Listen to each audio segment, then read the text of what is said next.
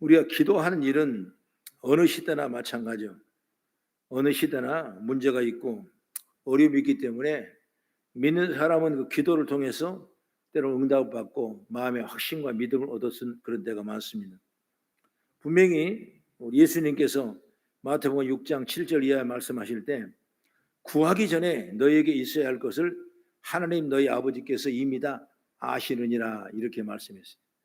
그렇기 때문에 자칫 우리가 구하지 못하기 때문에 얻지 못하지, 구하면 반드시 하나님께서 이미 알고 응답을 준비하고 있는 줄 믿으시기 바랍니다.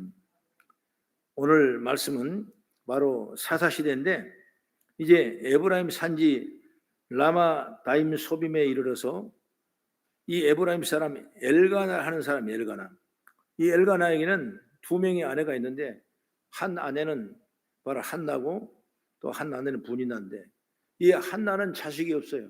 그런데 분인나는 자식이 있습니다. 그래서 자식을 못 낳은 한나에게 분인나는 끊임없이 그 약점을 이용하여 한나를 몹시 괴롭히고 몹시 여겼던 일들이 성경에 기록하고 있는 것입니다.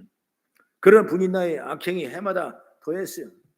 온 가족이 예배하러 실로에 올라갈 때마다 분인나가 한나를 더욱 비웃고 또 조롱하고 또 예배 못하게 하고, 그러므로 한나는 그때마다 울고 음식을 먹지 않고 또 기도할 때가 많았다. 그런 성경의 말씀이 우리에게 주어진 얘기죠.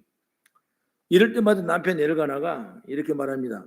어째서 당신은 맨날 울기만 하고 아무것도 먹지 않고 왜 슬픔만 하고 그런 이유가 있는 무엇이오? 물어보니까 그러면서 이렇게 말합니다. 내 10아들보다도 나은 내가 언제나 당신 곁에 있지 않소? 슬퍼하지 마십시오. 이렇게 말씀했어요. 그러니까 엘가나의 생각에는 뭐 어떤 생각이냐, 자식을 낳지 못하는 여인의 아픔과 그 시기에 질투 일어난 엄청난 아픔을 그걸 전혀 모르는 거예요. 그러니까 여인의 고통을 알지 못했기 때문에 충분히 엘가나는 그렇게 말씀할 수도 있는 것입니다.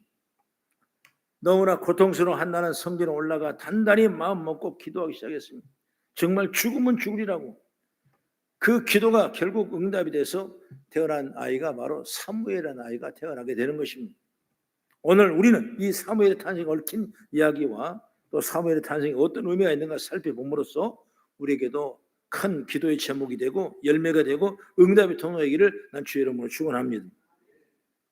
먼저 사무엘의 탄생에는 한나의 눈물의 기도가 있었다.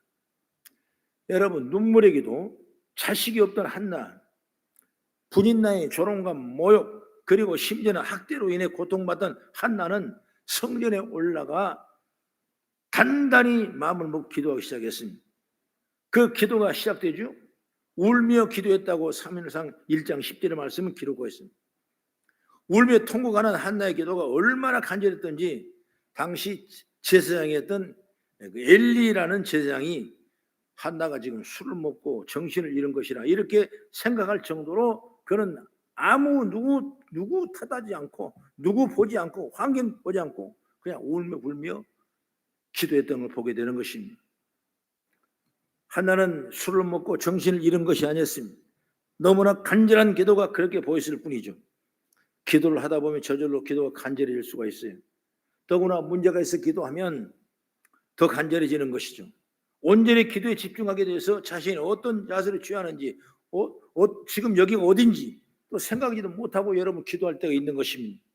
누가 옆에 있는지 몰라요. 이렇게 기도할 때 정말 하나님의 만남이 이루어지고 하나님과 깊은 교제가 이루어지면서 우리의 기도가 응답되고 영광이 나타나는 은총이 있게 된 줄 믿으시기 바랍니다.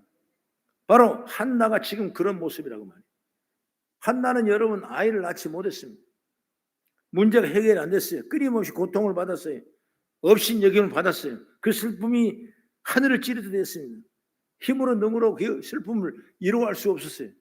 그래서 한나는 이 하나님 앞에 나와서 내 아들을 달라고 기도했던 것입니다. 그러면서 한나는 기도하면서 어떻게 생각하냐, 하나님께 기뻐하는 것이 뭘까라는 생각을 하면서 기도했습니다. 우리는 만약 내 생각을 하는데 여러분 이 기도 제목이 이 열매가 하나님 앞에 어떤 기쁨의 열매가 될까라는 생각을 항상 할 수 있어야 돼요. 그래서 한나는 어떤 얘기를 했냐면 만약 하나님이 아들을 주시면 아이를 주신다면 그 아이를 하나님을 위해 일하는 사람으로 만들겠다 이렇게 하나님의 영광을 위해서 기도하는 기도. 하나님은 그 기도를 받으셨어요. 예, 응답하셨어요. 지금은 아이가 없어 수모와 모욕과 조롱과 심지어 학대를 당하지만 아이를 주시면 그 아이를 자신의 영광을 삼지 않고 오직 하나님의 기뻐한 일에 쓰임받겠습니다. 그러면서 소원드리는 그 기도가 뭐냐? 바로 한나의 기도라는 걸 보게 되는 것이죠. 너무나 간절한 기도를 하면서도 하나님을 생각하는 한나를 보면, 울면서 하나님을 생각하는 그 한나를 보면 성경의 말씀에 이런 말씀이 있죠. 시편 126편 6절의 말씀 같이 한번 읽고 시작.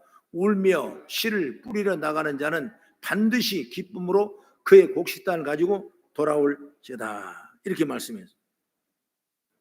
여러분 이렇게 하셨는데 결국 후에 한나의 기도가 이렇게 됐죠.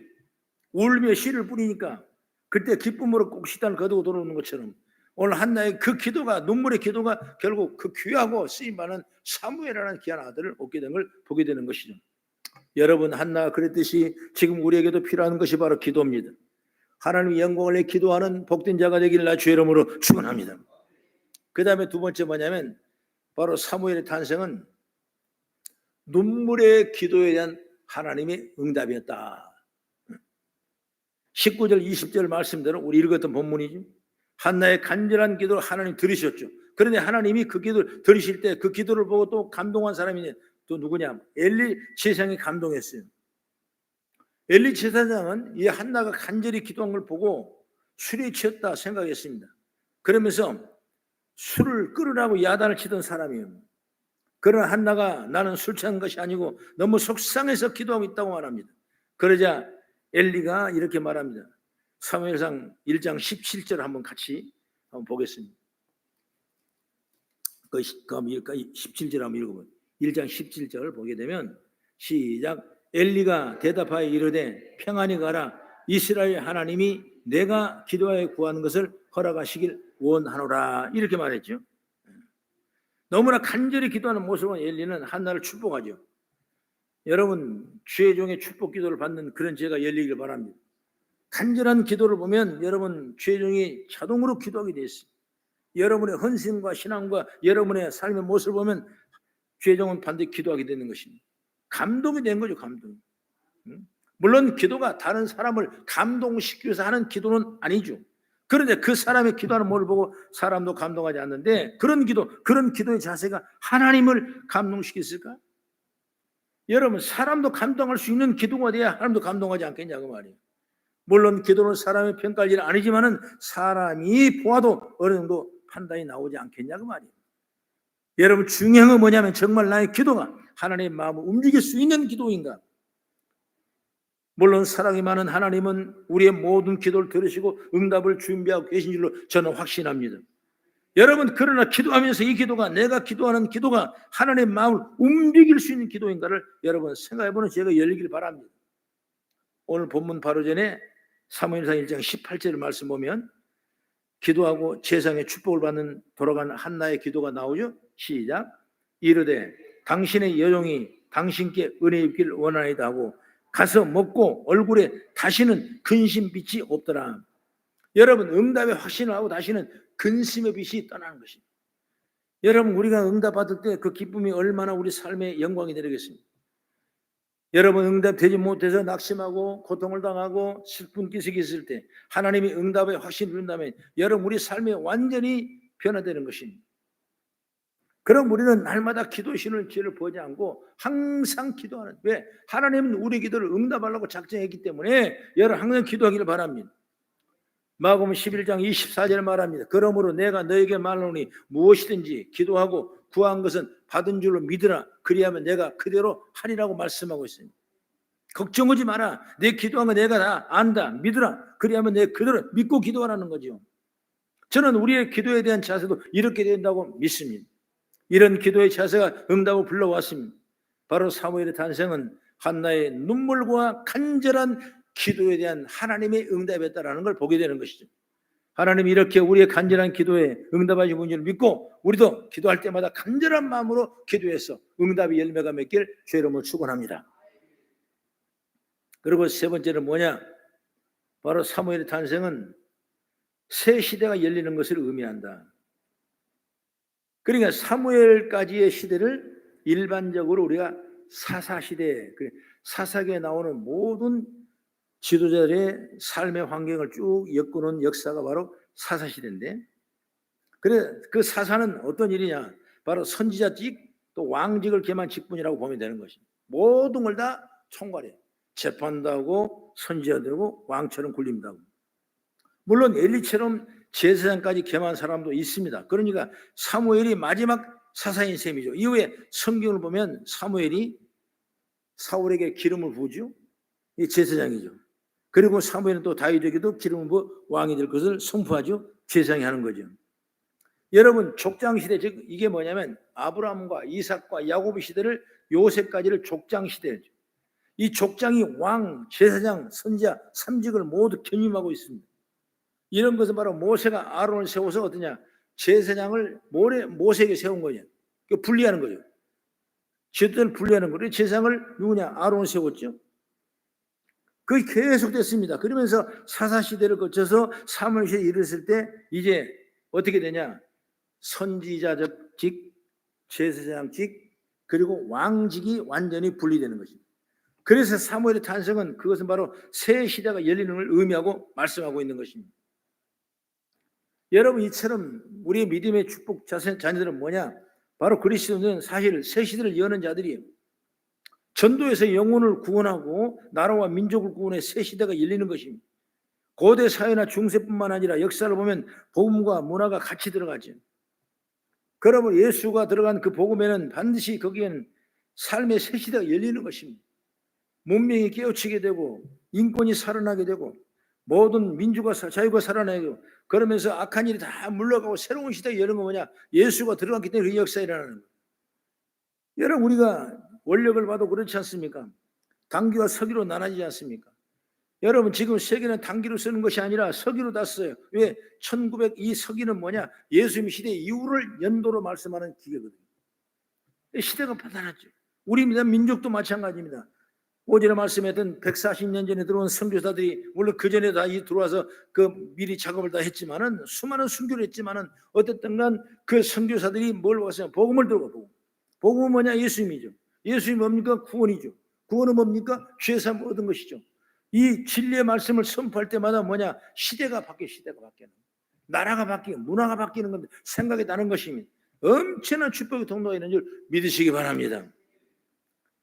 우리가 한동안 우리나라가 못 살고 어려웠을 때 어느 대통령께서 새마을 운동을 했죠. 새마을 운동. 여러분, 그래서 새 시대가 열렸던 것입니다.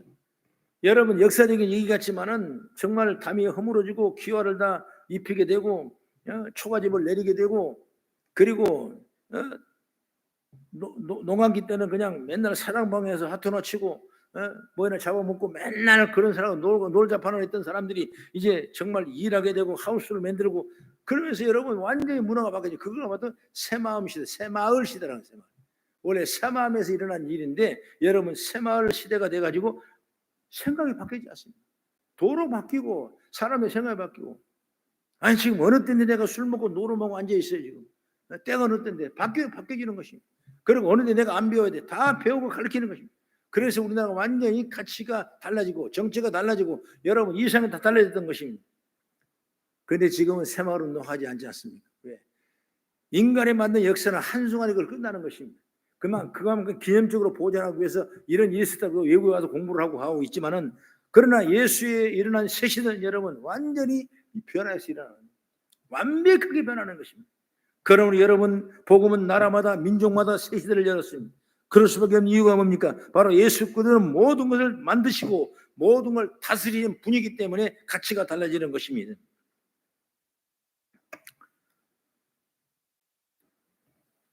사도행전 16장에 보면 사도 바울이 드로아에서 배를 타고 그리고 빌립보로 갑니다.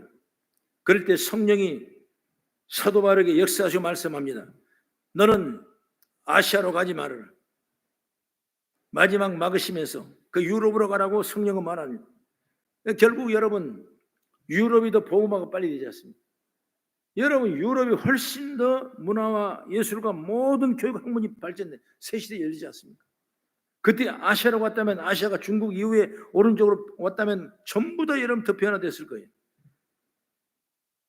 유명한 역사학자 아놀드 톰비라는 사람은 이렇게 말합니다. 바울을 태우고 가는 배는 유럽의 문명을 싣고 가는 배였다. 여러분, 바울이 가는 배가 여러분 무슨 문명을 싣고 가겠습니까? 바로 예수 그리스도의 성경을 들고 하니까 여러분 새 시대가 열리는 줄 믿으시기 바랍니다. 이렇게 복음은 나라마다 민족마다 새 시대를 여는 것이, 이게 축복 중에 축복인 것이죠. 그러면 우리도 어느 곳에 가든지 어떤 거 있든지 여러분 복음으로 새로운 일을 만드는 사람이 되어야 합니다. 불의가 물러가고 악이 넘어지고 공동체를 만들어야 되는 것이고, 그럴 때 새 시대를 못 열더라도 새로운 문화, 새로운 풍토를 만들어 나가야 되는, 이것이 바로 성도된 우리의 사명이라고 생각되는 것입니다. 여러분, 사무엘 이후에 시대가 바뀌어 버렸지 않습니까? 우리는 복음 시대에 예수 그리스도의 말로 시대가 바뀌어지는 것입니다. 그리스도인은 여러분 나만 구원받아 천국하는 목적이 안 되는 것이면, 나를 통하여 가족이 변화되고 교회가 부흥되고 사회에 영향을 주고 온 민족이 복음화되는 역사가 있는 때 역사가 나타나고 새 시대가 일어난 줄 믿으시기 바랍니다. 사무엘을 통해서 하나님께서 원하신 일을 하신 것처럼 우리를 통해서도 하나님께서 당신이 원하시는 일을 할 수 있도록 믿음으로 서야 되는 줄 믿으시기 바랍니다. 그러기 위해서 다시 강조하는 건 뭐냐? 바로 기도는. 우리는 주님을 위해 쓰임받기를 원하고 기도해야 돼요. 하나님 나라와 이민족을 위해 일하고 역사해 달라는 그 기도가 있어야 됩니다. 비록 우리는 부족하지만, 연약하지만은 그런 생각을 벗어버리고 날마다 기도해서 위대한 축복의 주인공으로 담아가는 우리 모두가 되기를 주의 이름으로 축복합니다. 여러분은 사무엘이 대단한 능력을 갖고 있어서 하나님께 쓰임받은 적이 없어요. 성경의 수많은 인물들을, 여러분 변화 역사에 일어나는 인물들은 잘나서 잘해서 여러분 능력이 있어서 쓰임받는 것입니다. 우리의 바울 사도도 보게 되면 그는 비록 자기 가진 학문이 가말리엘 문화생의 그 로마 신권을 가지고 있고 피장의 아들이었고 부유하고 율법의 능통자고 율법적으로는 여러분 충분히 능력 있는 사람일 수 있지만은 하나님 앞에 쓰임 받을 때는 여러분 어떠냐? 그걸 다 버렸지 않습니까? 다 내가 가진 이 학문과 지식과 모든 환경은 다 배설물로 여기고 여러분 지저분한 배설물로 여겨버린 것입니다. 나는 아무것도 없다. 나는 가진 것도 없다. 아무것도 없다. 그래서 바울 사도는 너무나 외소했던 사람인 것입니다. 약간 키도 넘졌고 머리는 홀렁 벗겨졌고 여러분 그리고 허리는 좀 굽었고, 그렇게 해서 많은 사람이 봤을 때 저 사람 무슨 바울이냐? 그리고 바울이 갈 때마다 끊임없이 자기의 어떤 질병 때문에 고통을 많이 당하고 있었어요. 확 깨어나가지고 좀 건강해서 죽을 텐데 그렇지 않고 끊임없이 질병 속에 시달려야 되는 것입니다. 그러니 하나님께서는 바울이 말씀하는 대로 내게 능력 주신 자는 내가 더 강해지리라 말씀하는 것입니다. 여러분 그때 하나님 능력을 주는 것입니다. 내가 부족할 때 하나님, 여러분 나는 부족하다 없다고 안 된다고 여러분 이렇게 결단 내버린다면 여러분 저와 여러분 아무것도 할 수 없는 것입니다. 그러나 여러분 기도하면 능력이 생기는 것입니다. 기도하면 꿈을 생기는 것입니다. 기도하면 믿음이 생기는 것입니다. 그럼 오늘 한나가 그 어려울 때 기도해서 새 시대가 열었던 것처럼 오늘 우리도 이런 기도 제목이 응답의 새 시대가 열리기를 날 주의 이름으로 축원합니다. 그래서 성도 여러분, 우리는 부족하다는 생각을 바꿔서 기도하면 저와 여러분을 하나님께서 당신의 일에 귀하게 쓰이게 될 줄 믿습니다. 한나는 어려운 순간을 기도했고 그의 기도가 응답이 됐고 그 아들을 통하여 놀라운 일을 했습니다. 그러니 하나님 뜻에 맞는 계획을 세우시고 하나님 뜻에 맞게 기도해서 귀하게 쓰임받는 우리의 삶, 우리 생활, 우리 사업, 직장 되기를 난 주의 이름으로 축원합니다. 기도하겠습니다.